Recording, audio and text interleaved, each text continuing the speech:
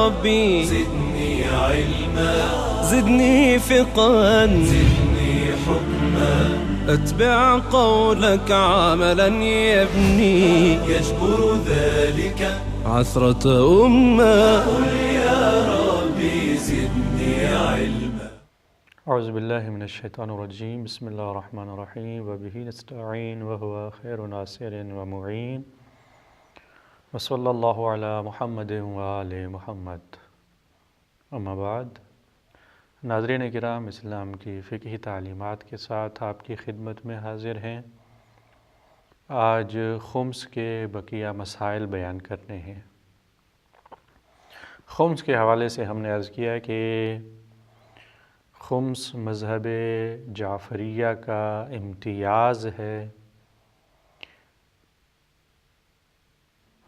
کہ مال غنیمت کے علاوہ دوسری چیزوں پر بھی خمس ہے. مال کا 5واں حصہ اللہ کی راہ میں دینا ہے، وہاں خرچ کرنا ہے جہاں شریعت نے معین کیا ہے. یہ بھی ہم آخر میں چل کے عرض کریں گے کہ خمس کس کو دینا ہے، کہاں خرچ کرنا ہے. بہرحال یہ مذہب اہل بیت علیہم السلام کا نقطہ امتیاز ہے کہ یہاں جو مال دین کے لیے خرچ کیا جا رہا ہے، جو خدا کے لیے نکالا جا رہا ہے، وہ اس مال کی بنسبت زیادہ ہے جو دوسری فقہوں میں، دوسرے فقہی مذاہب کے اندر پایا جاتا ہے. اس حوالے سے یہ جو اشکال کیا جاتا ہے کہ شیعہ زکوٰۃ نہیں دیتے پیسوں پر، اشکال غلط ہے. ہمارے ہاں پیسوں پر زکوٰۃ نہیں تو خمس ہے، اور ان چیزوں پر خمس ہے جو ہم عرض کر رہے ہیں. ایک عرض کر چکے، ابھی کچھ جو باقی ہیں وہ عرض کرنے ہیں.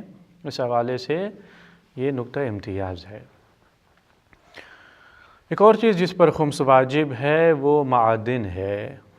یہ قیمتی ذخائر چیزوں کے جو مل جاتے ہیں کسی کو، معادن اس پر خمس واجب ہے.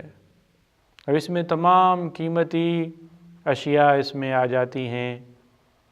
اب چاہے وہ قیمتی پتھروں کی صورت میں ہوں یا کان ہو، نمک وغیرہ کی یا دوسری طبی اور معدنی چیزوں کی، تو ان پر بھی خمس واجب ہے. ان کا ایک نصاب ہے. اگر نکلنے والا مال، خود وہ مال یا اس کی قیمت اگر اتنی مقدار تک ہو تو خمس ہے، اس سے کم ہو تو خمس نہیں ہے. البتہ یہ خمس بھی اس وقت دیا جائے گا جب اس پر جو خرچ کیا گیا ہے اسے نکالا جائے. خدائی کے لیے خرچ کیا گیا ہے، اسے منتقل کرنے کے لیے جو خرچ کیا گیا ہے، اس کو نکالنے کے بعد جو بچتا ہے اس میں دیکھا جائے گا کہ کتنا نصاب کے مطابق ہے یا نہیں ہے. نصاب کیا ہے؟ اگر اس کی قیمت 105 مسکال چاندی کے یا 15 مسکال سونے کے برابر ہو تو اس پر خمس لازم ہے، اور بعض فقہا کے مطابق احتیاط واجب کی بنیاد پر اس کا 5واں حصہ نکالنا ہے. اس مقدار تک یہ خمس ہے، اور اس سے پہلے اس پر کوئی خمس نہیں ہے.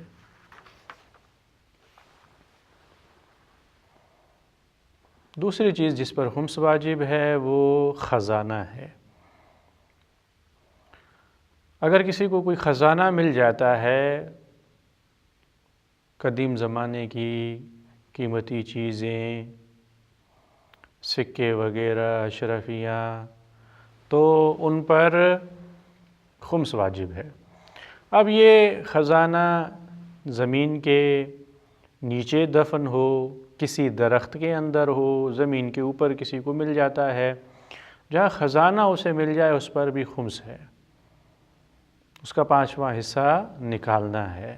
اس میں بھی نصاب شرط ہے، اور نصاب وہی ہے 105 مسکال چاندی کے یا 15 مسکال سونے کے. اس مقدار تک پہنچ جائے تو اس کا خمس لازمی ہے.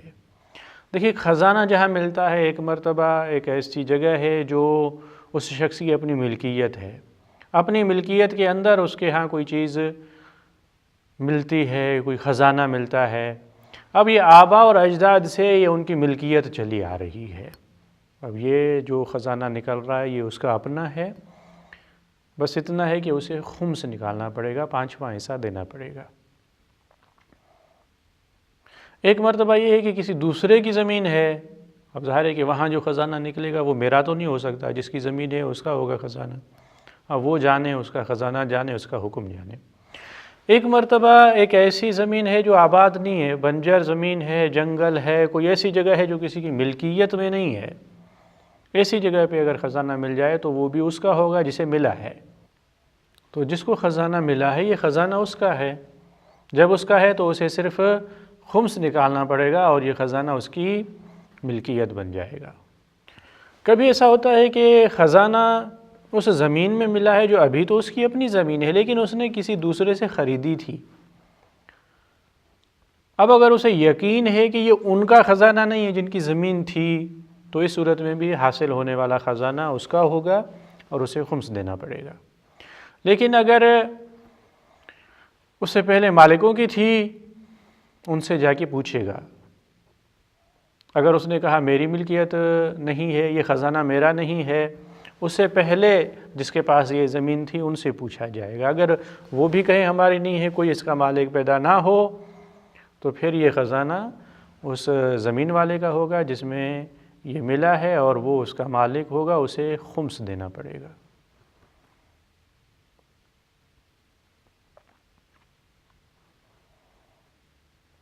ایک اور مورد جہاں پہ خمس واجب ہے وہ یہ کہ حرام مال حلال میں مخلوط ہو جائے، یعنی حرام اور حلال میری اپنی ملکیت اور دوسروں کی مال ملکیت اس طرح مل گئے ہیں کہ میں ان کو الگ نہیں کر سکتا، تشخیص نہیں دے سکتا، اس صورت میں بھی اس مال پر خمس نکالا جائے گا اور بقیہ مال پاک ہوگا، اس کا اپنا مال ہوگا اور اس میں وہ تصرف کر سکے گا۔ دیکھیں مال مخلوط ہونے کی مختلف صورتیں ہیں، کبھی یہ ہے کہ مجھے پتہ ہے کہ مال کس کا ہے، اگر مجھے پتہ ہو مال کس کا ہے پھر اس کی دو صورتیں ہیں، یہ بھی پتہ ہے کہ اس کا مال کتنا ہے، یعنی مالک کا بھی پتہ ہے اور مال کی مقدار کا بھی پتہ ہے، ظاہر ہے اس صورت میں اس کا مال اسے میں لوٹا دوں گا اور خمس کی کوئی بات ہی نہیں ہے اس صورت میں، یا یہ کہ مالک کا تو پتہ ہے لیکن اس کے مال کی مقدار کا علم نہیں ہے کہ اس کا مال کتنا تھا، اس صورت میں یہ ہے کہ پھر وہ دونوں آپس میں صلح کر لیں، ایک مقدار کو معین کر لیں کہ وہ کہے آپ اتنے دے دیں میں راضی ہوں، یہ اتنے دے دے یہ بھی راضی ہو جائے، ایک دوسرے کو راضی کر لیں، توافق کر لیں ایک ساتھ تو مسئلہ حل ہو جائے گا۔ کبھی ایسا ہوتا ہے کہ جو مال میرے مال سے مل گیا ہے مجھے مالک کا نہیں پتہ، اب پھر اس کی دو صورتیں بنیں گی، کبھی یہ ہے کہ مال کی مقدار کا علم ہے، مالک کا تو پتہ نہیں لیکن یہ پتہ ہے کہ کتنا مال ہے جو میرا اپنا نہیں ہے جو دوسروں کا ہے، اس صورت میں جتنا علم ہے وہ مال مجھے ان کے حوالے کرنا پڑے گا اگر مل جائیں، یا تو پھر ان کی طرف سے صدقہ دینا پڑے گا، اس حوالے سے بھی خمس نہیں ہوگا۔ لیکن اگر مقدار کا بھی پتہ نہ ہو تو اس حوالے سے اسے خمس دینا پڑے گا اور خمس کے بعد وہ مال اس کے لیے حلال ہو جائے گا کیونکہ علم نہیں ہے کہ مال کتنا تھا۔ کبھی یہ ہوا کہ کسی نے مال کے خمس کو ادا کر دیا، یعنی یہ چوتھی صورت تھی، مجھے نہیں معلوم کس کا مال ہے، کتنا ہے، میرے مال سے مخلوط ہو گیا، خمس میں نے نکال دیا، مال پاک ہو گیا، میرے لیے اس میں تصرف کرنا جائز ہو گیا۔ لیکن اگر بعد میں پتہ چلے کہ نہیں وہ مال زیادہ تھا، خمس سے زیادہ تھا، تو اس صورت میں جو زیادہ ہے، جو حصہ زیادہ ہے وہ حصہ مجھے اس کی طرف سے صدقے کے طور پر دینا پڑے گا۔ یہ حلال اور حرام مال کے مخلوط ہونے کا مسئلہ اور خمس کا بیان۔ اگر غواصی کے ذریعے سے، غوطہ خوری کے ذریعے سے سمندر سے قیمتی چیزیں ملیں ہیرے جواہرات وغیرہ ملیں تو ان پر بھی خمس ہے، البتہ ان پر جو خرچ ہوا ہے وہ نکالنے کے بعد اگر وہ نصاب تک پہنچیں تو پھر ان پر خمس ہے۔ اگر ملنے والے مال کی مالیت 18 نقود طلا کے برابر ہو، سونے کے برابر ہو، تو اس میں خمس واجب ہے اور 5واں حصہ خمس میں دینا پڑے گا۔ جنگی مال غنیمت پر بھی خمس واجب ہے۔ جو جنگ مسلمانوں اور کافروں کے درمیان ہوتی ہے امام کی اجازت سے، اس میں جو مال غنیمت ملے گا اس میں سے خرچہ نکالنے کے بعد اور امام علیہ السلام اپنی مصلحت کے مطابق جو مال نکالنا چاہیں اور جو ان کا اپنا حق ہے اس کو نکالنے کے بعد جو مال بچے پہلے اس کا خمس دینا پڑے گا، پھر وہ مال پاک ہوگا اور اس کو تقسیم کر کے دوسروں کو دیا جا سکے گا۔ جو زمین کافر ذمی مسلمان سے خریدے اس پر بھی خمس واجب ہے۔ دیکھیے ایک زمین بیچنے والا مسلمان ہے، خریدنے والا بھی مسلمان ہو تو اس میں خمس کی بات نہیں ہے، لیکن اگر ایک کافر مسلمان سے زمین خریدتا ہے، کافر کے بھی 2 قسم ہیں، کافر کبھی حربی ہے یعنی مسلمانوں سے جنگ کر رہا ہے، اور کبھی ذمی ہے یعنی اس نے ٹیکس دینے کو قبول کر لیا ہے، اسلامی سرزمین میں رہتے ہوئے وہ ٹیکس دے رہا ہے اور حکومت سے اس کا معاہدہ ہوا ہے۔ تو اس حوالے سے اگر ایسا آدمی مسلمان سے زمین خریدتا ہے تو اس پر خمس واجب ہے، اس کافر نے زمین کا 5واں حصہ یا اس کی قیمت خمس میں ادا کرنی ہے۔